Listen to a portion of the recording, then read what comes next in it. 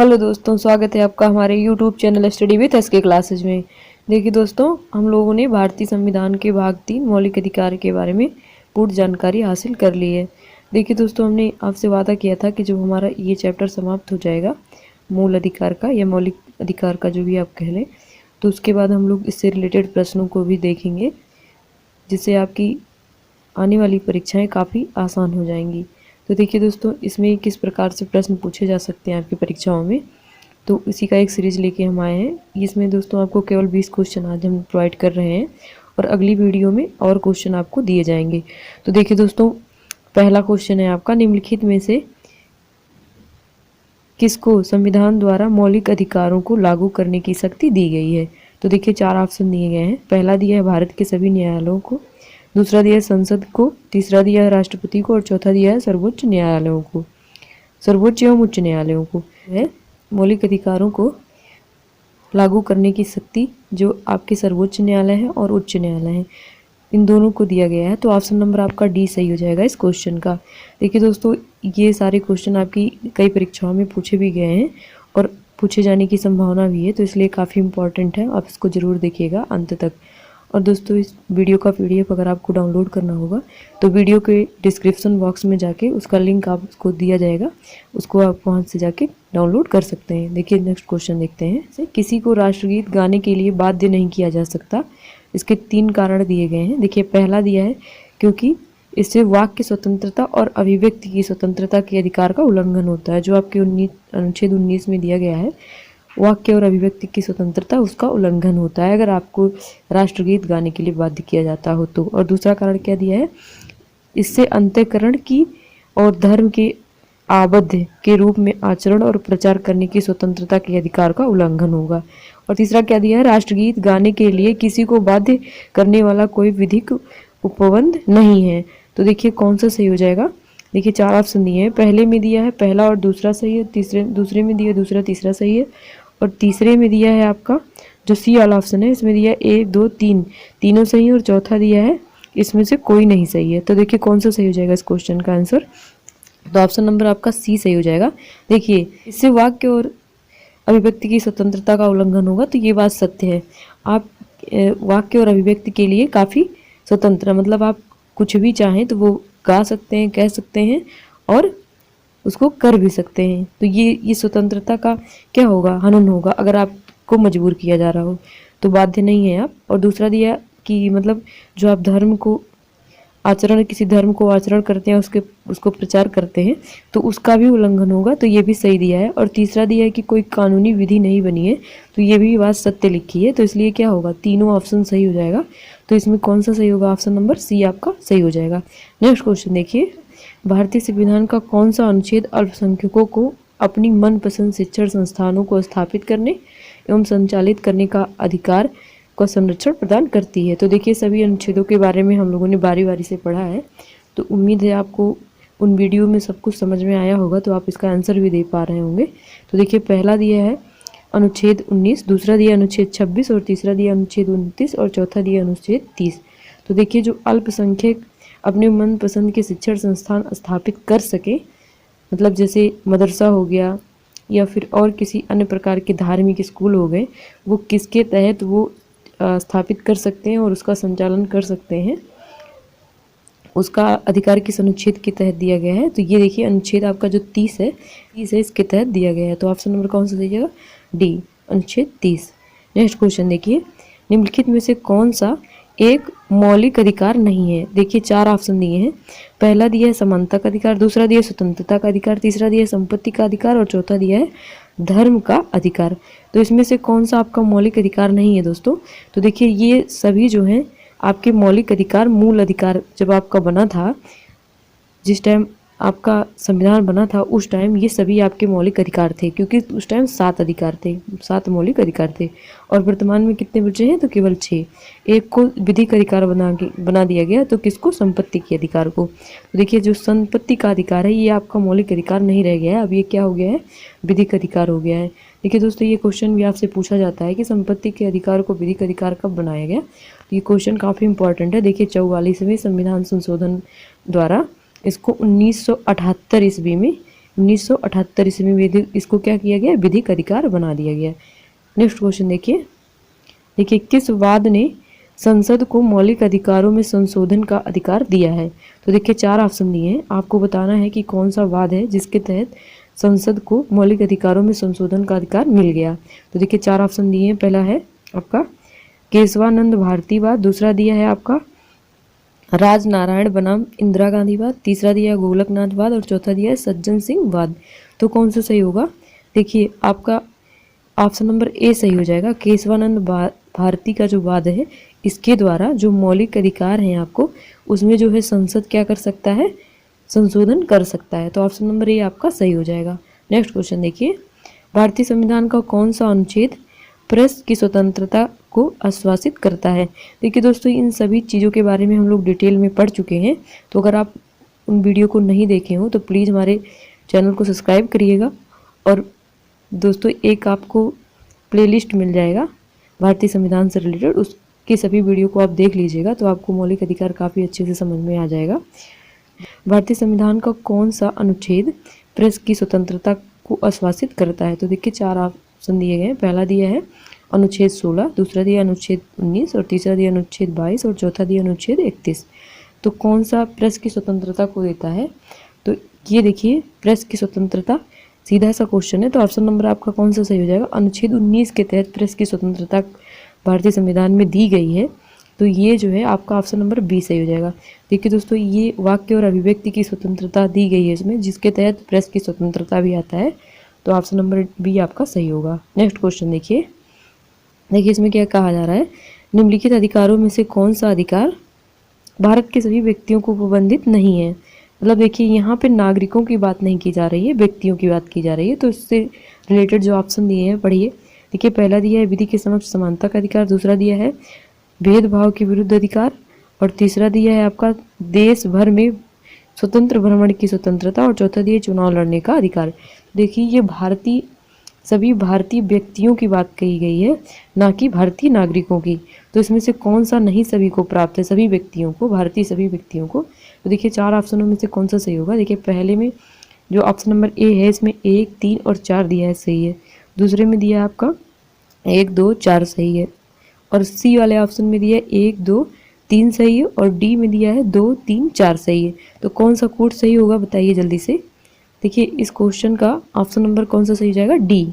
देखिए ये जो है ऑप्शन नंबर डी सही होगा। 2, 3 और जो 4 है, ये सभी को प्रतिबंधित नहीं किया गया। भारत के सभी व्यक्तियों को चुनाव लड़ने का अधिकार और देश भर में स्वतंत्र भ्रमण का अधिकार और भेदभाव के विरुद्ध अधिकार, ये तीनों अधिकार भारत के सभी व्यक्तियों को नहीं दिया गया है, इतना याद रखिएगा। और विधि के समक्ष समानता का अधिकार सभी को प्राप्त है। नेक्स्ट क्वेश्चन देखिए इसमें क्या कहा जा रहा है, 6 वर्ष की आयु से 14 वर्ष की आयु के सभी बच्चों जो शिशु हैं उनको शिक्षा का अधिकार दिया गया है।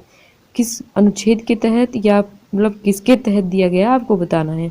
तो देखिए पहला दिया है राज्य के नीति निर्देशक सिद्धांतों में शामिल है ये बात, दूसरा दिया है मूल अधिकार और तीसरा दिया है आपका संविधिक अधिकार और चौथा दिया है उपयुक्त में से कोई नहीं। मतलब ये आपका कौन सा अधिकार है? मूल अधिकार है, संविधिक अधिकार है या राज्य के नीति निर्देशक सिद्धांतों के तहत इस बात को कही गई है कि आपके जो 6 से 14 साल के बच्चे हैं उनको निःशुल्क शिक्षा दी जाएगी। तो देखिए ये जो है आपका मूल अधिकार है। भारतीय संविधान में इसका उल्लेख अनुच्छेद 21 ए में किया गया है। अनुच्छेद 21 ए, ये भी याद रखिएगा, कैपिटल ए रहता है, इसमें इसका वर्णन किया गया है।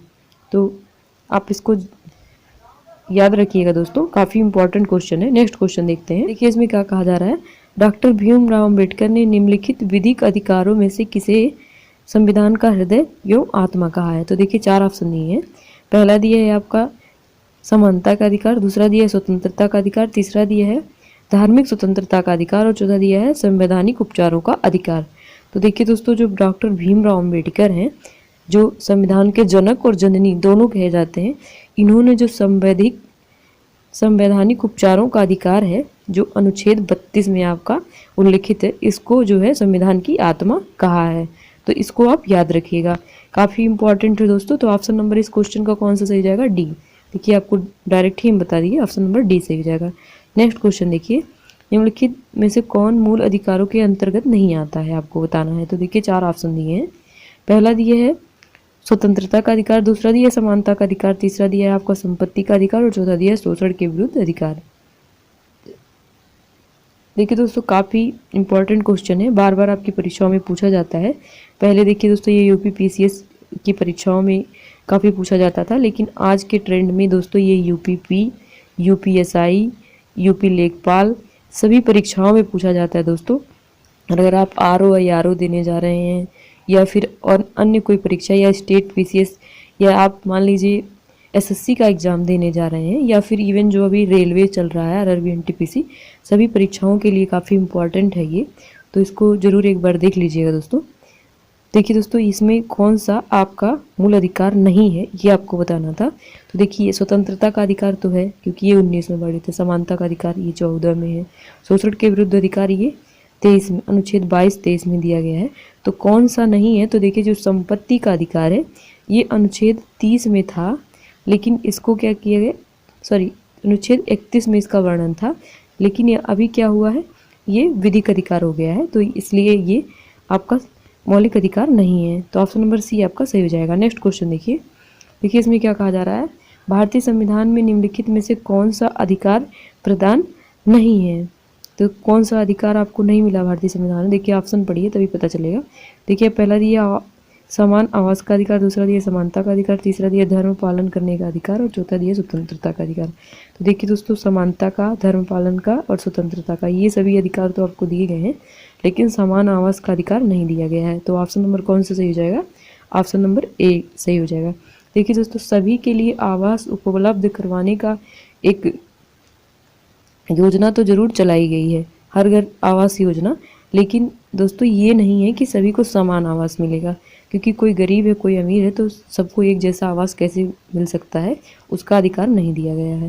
नेक्स्ट क्वेश्चन देखिए, मौलिक अधिकार है, देखिए 4 ऑप्शन दिए हैं। पहला दिया है वाद्य योग, दूसरा दिया है अवाद्य योग और तीसरा दिया लचीला और चौथा दिया कठोर। तो जो आपका मौलिक अधिकार है ये किस प्रकार का है आपको बताना है।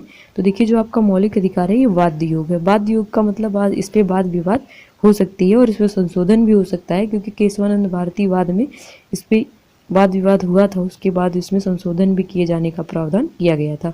तो ऑप्शन नंबर ए आपका सही हो जाएगा। नेक्स्ट क्वेश्चन देखिए, देखिए इसमें क्या कहा जा रहा है आपसे, संविधान का कौन सा अनुच्छेद दोष सिद्ध के संबंध में अभियुक्तों को दोहरे दंड एवं स्व अभिशंसन से संरक्षण प्रदान करता है।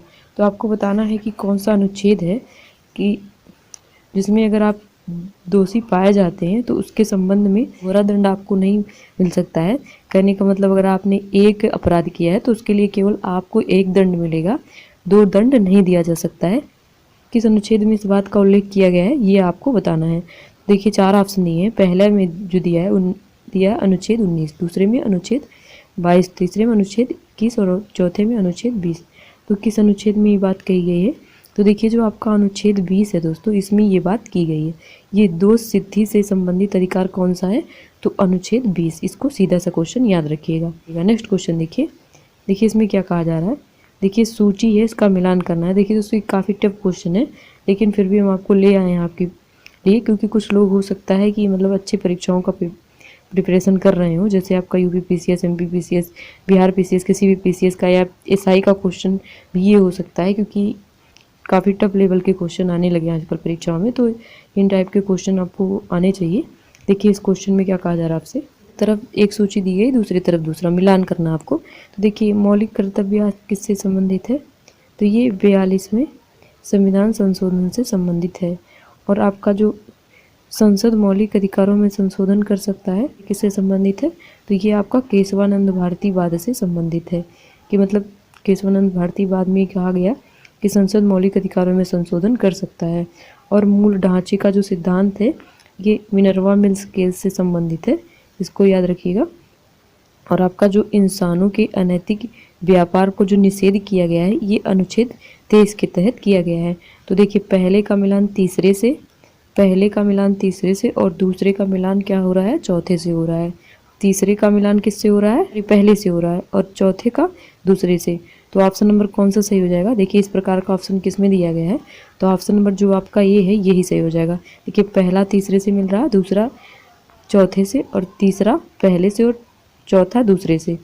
तो ऑप्शन नंबर ए आपका सही हो जाएगा इस क्वेश्चन का। देखिए दोस्तों, पीडीएफ डाउनलोड करके इन क्वेश्चनों को एक बार जरूर देख लीजिएगा। व्यक्ति का अधिकार एक क्या है आपको बताना है। देखिए 4 ऑप्शन दिए हैं। पहला दिया है मौलिक अधिकार, दूसरा दिया नैसर्गिक अधिकार, तीसरा दिया वैधानिक अधिकार, और चौथा दिया कानूनी अधिकार। जो आपका संपत्ति का अधिकार है ये विधिक अधिकार बना दिया गया है। विधिक अधिकार का मतलब वैधानिक अधिकार।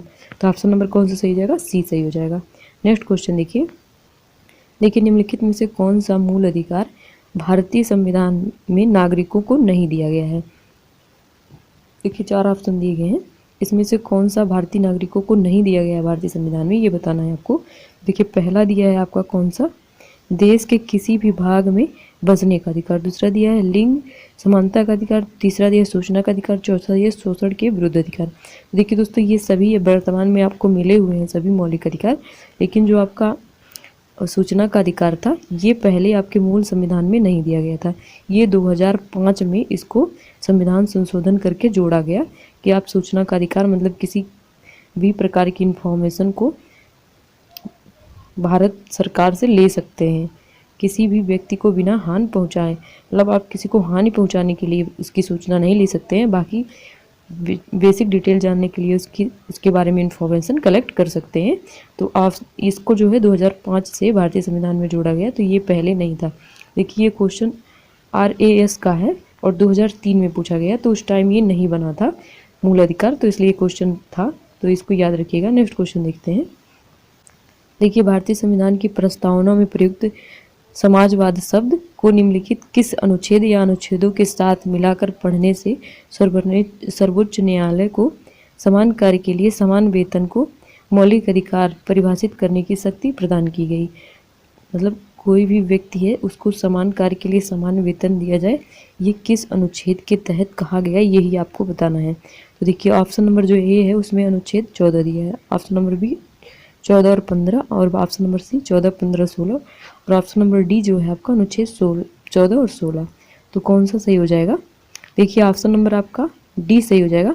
जो अनुच्छेद 14 है और 16 है, इन दोनों को जब आप मिलाएंगे एक साथ तब आपको पता चलेगा कि किसी व्यक्ति को भारतीय संविधान में जो है समान कार्य के लिए समान वेतन का प्रावधान किया गया है। तो ऑप्शन नंबर कौन सा सही था आपका, option number D. Next question देखिए इसमें क्या कहा जा रहा है। निम्नलिखित में से किन्हें सर्वोच्च न्यायालय ने मौलिक अधिकारों के रूप में मान्यता दी। देखिए 4 ऑप्शन दिए हैं। पहला दिया आवास का अधिकार, दूसरा दिया विदेश यात्रा का अधिकार, तीसरा दिया है आपका समान कार्य के लिए समान वेतन का अधिकार। तो आपको बताना है कौन सा इसमें दिया गया है। देखिए जो 4 ऑप्शन दिए हैं, पहले में दिया है आपका ए में दिया 1 और 2, बी में दिया आपका 2 और 3, सी में दिया 1 और 3, और डी में दिया 1, 2, 3। कौन सा सही होगा। देखिए ऑप्शन नंबर आपका ए सही हो जाएगा। जो आवास का अधिकार है और जो आपका विदेश यात्रा का अधिकार है, ये जो है आपको सर्वोच्च न्यायालय के द्वारा मान्यता दी गई है। तो ऑप्शन नंबर ए आपका सही हो जाएगा।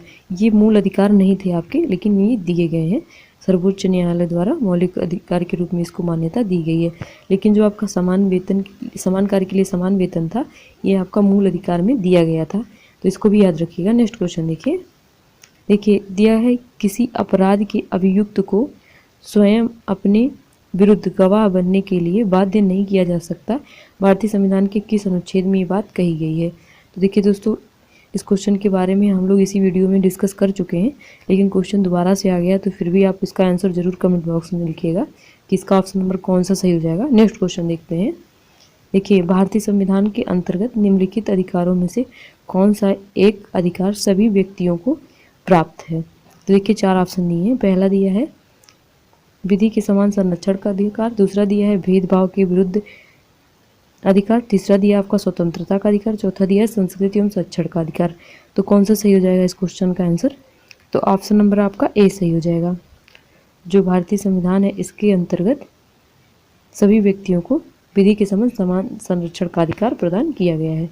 तो ऑप्शन नंबर ए सही हो जाएगा। और ये जो है ये सभी व्यक्तियों को, भारत के सभी व्यक्तियों को नहीं दिया गया है, भारत के नागरिकों को भले दिया गया है, ये भी आप याद रखिएगा। देखिए दोस्तों, जब आपकी परीक्षाएं हाई लेवल की होती हैं तो क्वेश्चन इस तरह से पूछे जाते हैं कि आप उसी में समझ नहीं पाएंगे।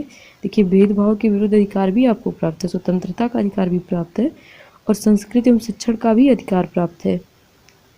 लेकिन ये जो है क्या है, सभी व्यक्तियों को नहीं बल्कि सभी नागरिकों को प्राप्त है। लेकिन जो विधि के समान संरक्षण का अधिकार है ये सभी व्यक्तियों को प्राप्त है। तो देखिए दोस्तों, आज का वीडियो हुआ यहीं समाप्त। आपको हमने कुल 20 क्वेश्चन सॉल्व करवा दिए हैं, जिसमें से दोस्तों एक क्वेश्चन आपको हमने कहा है कि कमेंट बॉक्स में उसका आप आंसर दीजिएगा, तो ज़रूर आप उसका आंसर दे दीजिएगा दोस्तों। देखिए दोस्तों, अगर आपको हमारा वीडियो पसंद आया हो तो प्लीज़ हमारे चैनल को सब्सक्राइब करिएगा, वीडियो को लाइक करिएगा दोस्तों, और दोस्तों अपने दोस्तों में ज़रूर वीडियो को शेयर करिएगा। धन्यवाद दोस्तों।